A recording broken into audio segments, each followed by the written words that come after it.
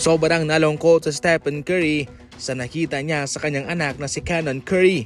At ito'y kanyang sinabihan na we still have a game on Sunday, buddy. Ang sagot naman ng kanyang anak na si Cannon Curry, I know that. Pero hindi pa rin ito napigilan ang pag-iyak. Sa Game 7, pinaka-importanting laban ito para sa Golden State Warriors at sa Houston Rockets. Matindi na ang experience ng Golden State Warriors. Kanilang tinalo ang prime Kevin Durant, prime LeBron, prime James Harden, Chris Paul at Russell Westbrook nung ito'y nasa Houston Rockets. Ngunit hindi may itatanggi na dumaan sa mga balasahan itong kanilang kupunan.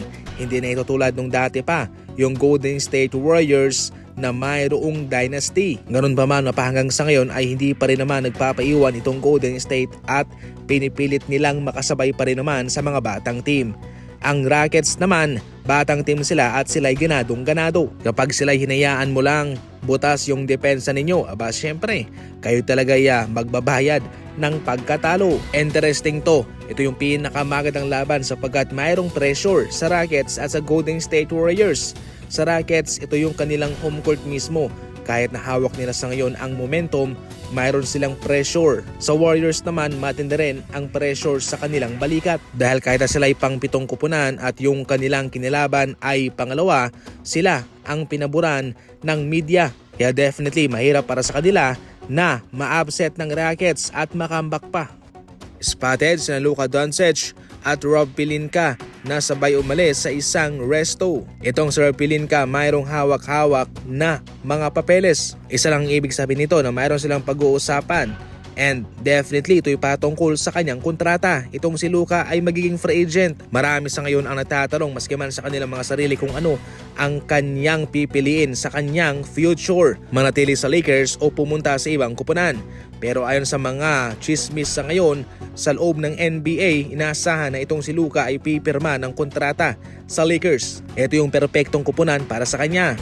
Hindi pa naman magre-retiro itong si LeBron kaya inaasahan na marami pang taon na magsasama silang dalawa.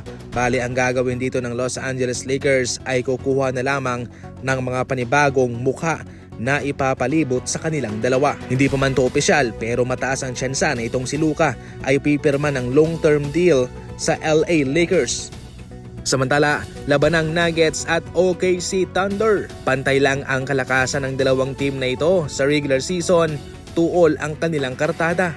Isa rin po itong magandang laban sa pagitan ni Nikola Jokic and Shai Gilgeous-Alexander, ang dalawang manalarong naghahabulan ngayon sa MVP award. At dito rin natin masusuka to mga idol kung sino talaga ang magwawagi sa kanila. Kaya ba ni Shai at ng kanyang kupunan itong higanting si Nikola Jokic, yung kanyang triple-double na kinakamada at yung kanilang mga magagaling na mga malalaro si Jamal Murray, Russell Westbrook at Aaron Gordon. Maganda ang komposisyon ng kanilang lineup. Nakadepende na lamang to sa kanilang depensang ibibigay sa kanilang gagawing mga diskarte at mga taktika. Sa pangkabuuan, pantay lamang silang dalawa mga idol.